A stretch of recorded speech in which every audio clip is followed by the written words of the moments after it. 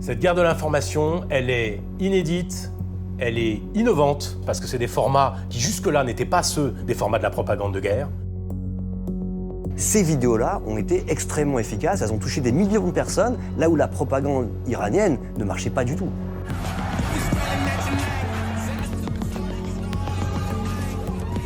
Les Iraniens sont passés clairement d'une communication extrêmement austère à une communication que moi j'appelle la communication Tex Avery. Vous prenez des personnages rigolos à qui il arrive des choses dramatiques.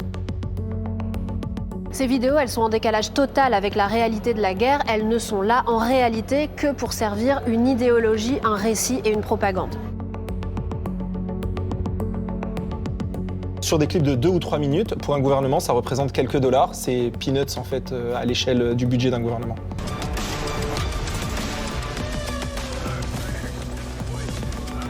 C'est sûr que ça va taquiner Trump là où ça fait mal, l'ego.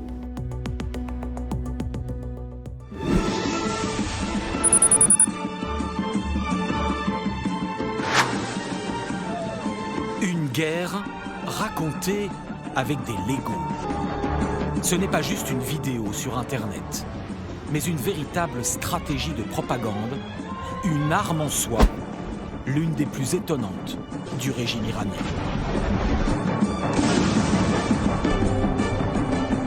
« 150 millions de vues, 2 fois la population de l'Iran. »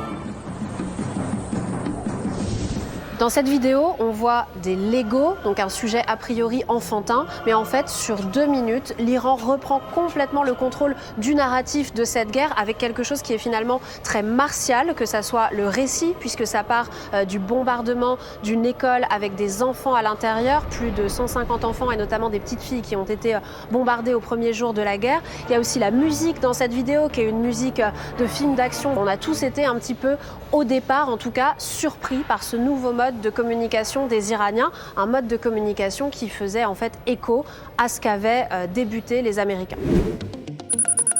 Car une semaine plus tôt démarrait l'opération Epic Fury.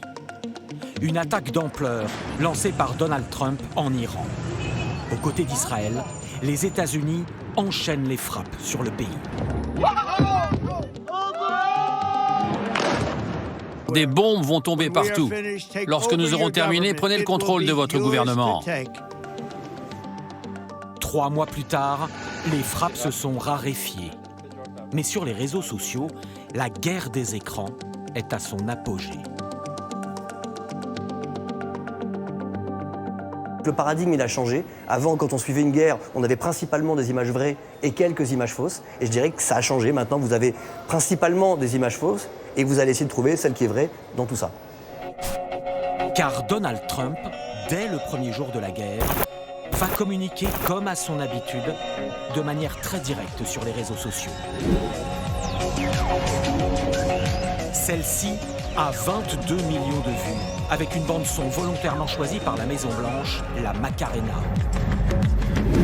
Il faut rendre la guerre populaire un spectacle avec son et lumière et des vidéos virales qui reprennent des références connues. 65 millions de vues. Flawless victory. Trump nous a un peu habitués à casser les codes.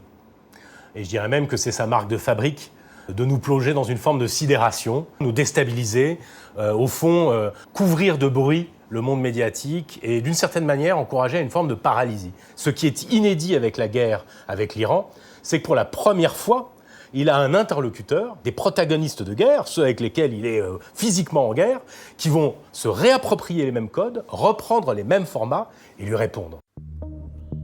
Il n'aura d'ailleurs fallu que 48 heures à l'Iran pour répondre et poster la vidéo des Legos. Pour y arriver, le régime des Mollahs va faire appel à un mystérieux groupe qui maîtrise parfaitement l'utilisation de l'intelligence artificielle. Explosive Media. Dans les rares interviews données à la presse, le collectif assure être composé d'une dizaine de personnes aux identités et localisations tenues secrètes. Son leader anonyme s'est d'abord présenté comme un simple militant pro-iranien, mais il avoue finalement dans certaines interviews que le régime des Mollahs est l'un de ses clients. Sur ses réseaux sociaux, le groupe assume d'ailleurs entièrement sa volonté d'influencer l'opinion publique. Pendant que vous défendiez notre pays dans les rues, nous menions une guerre médiatique en faveur de l'Iran avec des vidéos légaux. Maintenant, tout le monde nous regarde différemment, tout le monde nous voit comme une nation héroïque et victorieuse. Je pense que les Iraniens ont été pragmatiques, c'est-à-dire qu'au sein de leur département de la propagande, ils n'avaient pas forcément les compétences pour faire des vidéos adaptées à un public occidental. Ils ne savaient pas forcément faire ça, et donc ils sont passés intelligemment, j'ai envie de dire, par des agences spécialisées dans les vidéos virales et dans les réseaux sociaux pour récupérer les éléments habituels de la propagande iranienne qu'on connaît et de les acculturer pour en faire des sortes de petites vidéos extrêmement efficaces sur un public occidental qui était leur cible. L'IA a révolutionné la propagande. Et les Iraniens l'ont compris au moins aussi rapidement que les États-Unis. Une arme qui ne coûte presque rien.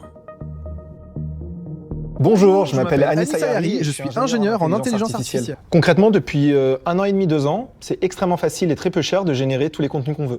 En fait, j'ai juste besoin de prendre une photo avec ma webcam, utiliser des outils comme ChatGPT pour me transformer en Lego, et après j'entraîne un petit modèle de voix sur un site qui est aussi accessible à tout le monde. La vidéo que j'ai générée, je pense qu'elle m'a coûté au bas mot 2 centimes à générer là. Sur des clips de 2 ou 3 minutes, pour un gouvernement, ça représente quelques dollars. C'est peanuts en fait à l'échelle du budget d'un gouvernement. Bonjour, je m'appelle Anis Des Sayari. productions dignes des studios d'Hollywood en quelques secondes pour quelques euros. Le régime des mollahs va ainsi pouvoir industrialiser la publication de contenu. Au moins une dizaine par semaine. Leur référence préférée, celle des occidentaux mondialement connus. Lego, mais aussi Minecraft ou les Minions. Des emprunts à des films parodiques aussi, comme Austin Powers. Donald Trump, coincé entre 2 murs, dans une voiturette Tesla, tentant d'avancer puis de reculer. Le montage parodique, inspiré d'une scène célèbre du film Austin Powers, est largement diffusé par les autorités iraniennes pour ironiser sur les volte-face du président américain. Un décalage total et voulu avec l'image du pouvoir iranien. C'est vrai que quand on pense à la communication, voire à la propagande iranienne, on a plutôt en tête des vidéos très solennelles, très graves, avec les hautes autorités du régime, en particulier parfois les mollahs, avec leur barbe, leur turban, leur tenue très sévère, très austère. Et là, d'un seul coup, on se retrouve avec une communication qui passe par des éléments ludiques qu'on connaît tous, notamment les Lego, mais aussi d'autres personnages très connus dans le monde occidental et empruntés à la pop culture. Le but recherché par l'Iran, dans ce cas-là, est clairement celui de sortir des horreurs de la guerre. De considérer que la guerre, ça n'est pas grave, c'est un dessin animé finalement. Tout ça est désincarné, tout ça est fictif. Des vidéos qui fourmillent de détails presque cachés. L'une d'entre elles a retenu notre attention. On voit Trump qui a un taco, justement, ce fameux sandwich mexicain, comme Trump Always Chickens Out, c'est cet acronyme. Ça veut dire que Trump se délaballonne, qu'il ne tient jamais ses promesses, il ne va jamais jusqu'au bout. C'est sûr que ça va taquiner Trump là où ça fait mal, l'ego. Une industrie de la propagande impossible à localiser, à bloquer. Et un régime parfaitement organisé pour rendre viraux ses contenus et même repérer ceux qui peuvent le servir. Blockade, blockade. I thought this was easy peasy. Blockade. Now Mecca and Melania leave me. Blockade. Ce clip, fait avec l'IA évidemment, émane d'un internaute allemand. Il a l'habitude de parodier d'autres personnalités politiques sur ses réseaux sociaux. We can make peace if we try, just the two of us. Keiner mag mich. Stopp, für die Zeit. Mais celle sur Trump va connaître un destin particulier. Car très loin de l'Allemagne, à l'autre bout de la planète, l'ambassade d'Iran en Afrique du Sud va la repérer et la republier. Résultat, 9 millions de vues. aucune propagande dans l'histoire jusque-là n'avait réussi à s'immiscer dans l'intimité et dans une culture familière des individus dans le monde entier. Alors les cibles, quelles sont-elles ? Elles sont évidemment les institutionnels, c'est les opinions publiques de manière générale. Mais je vous dirais aussi pour beaucoup, ce sont les jeunes, la génération Z, dans le monde entier. C'est très malin à la fois de l'avoir construit industriellement et c'est très malin de l'avoir trouvé et pensé aussi en phase avec ce qu'est la culture de l'Internet aujourd'hui. Une stratégie globale qui va prendre de court les Américains.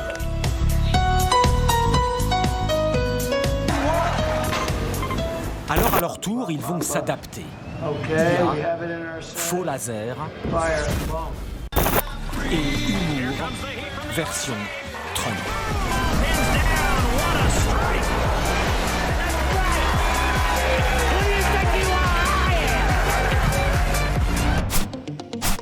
La guerre présentée comme un jeu des deux côtés. Chaque belligérant peut ainsi très rapidement imposer son récit des faits.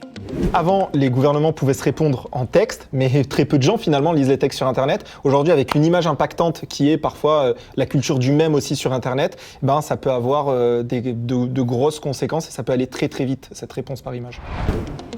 Exemple, le 3 avril. Avec le crash de 2 pilotes américains sur le territoire iranien. Ils parviendront à se faire exfiltrer par les forces armées des États-Unis. Mais le régime des Mollahs va publier plusieurs séquences animées pour raconter un récit bien différent de la réalité. Ce qui est intéressant dans ces vidéos, c'est qu'elles reprennent des choses qui sont vraies. La chute du F-15 qui a manifestement été abattue par une arme d'épaule vers le système de défense anti-aérien iranien. Donc il y a de vrais éléments. Les pilotes aussi, livrés à eux-mêmes en territoire ennemi pour les Américains, donc sur le sol iranien. Tout ça, c'est vrai, mais il y a des choses qui sont totalement fausses, notamment le fait que l'un des pilotes ait été pourchassé par une horde extrêmement furieuse de gens d'Iraniens qui auraient voulu l'attraper et qui y seraient manifestement parvenus, c'est ce qu'on voit dans la vidéo. Ça n'est jamais arrivé puisque les Américains ont lancé une opération militaire extrêmement spectaculaire et massive qui leur a permis de récupérer ces pilotes. Mais pourquoi l'Iran, pays qui a bloqué Internet dans son territoire, s'est autant investi dans la propagande sur Internet? Vous savez, les Américains, ils ont du mal à se concentrer. Ils ont trop de chaînes de télévision, ils ont trop de comptes de réseaux sociaux. Donc il leur faut quelque chose d'accrocheur, de très court. Ces vidéos, elles cochent ces cases à nouveau. Elles sont très courtes, elles sont colorées, il y a de la musique. On n'a pas besoin de beaucoup de temps pour comprendre le message que Trump est quelqu'un qui se défile, quelqu'un qui parle beaucoup, mais qui agit peu. Une guerre totale sur les réseaux sociaux, avec nos écrans comme champ de bataille, et quelques spectateurs particulièrement attentifs, comme la Chine. Sur sa télévision d'État et ses réseaux sociaux, elle diffuse, elle aussi, depuis peu, des courts-métrages entièrement réalisés avec l'intelligence artificielle. Voici la vision chinoise du conflit en Iran, aigle américain contre chat persan. Chat perse, si tu refuses de t'aligner, de me jurer fidélité dans les 24 heures, non, les 5 prochains jours, je bombarderai ton village. L'application moderne d'un précepte chinois enseigné dans toutes les écoles de guerre, l'auteur Sun Tzu l'a écrit il y a 2500 ans. Si ton ennemi te semble colérique, cherche à l'irriter encore davantage.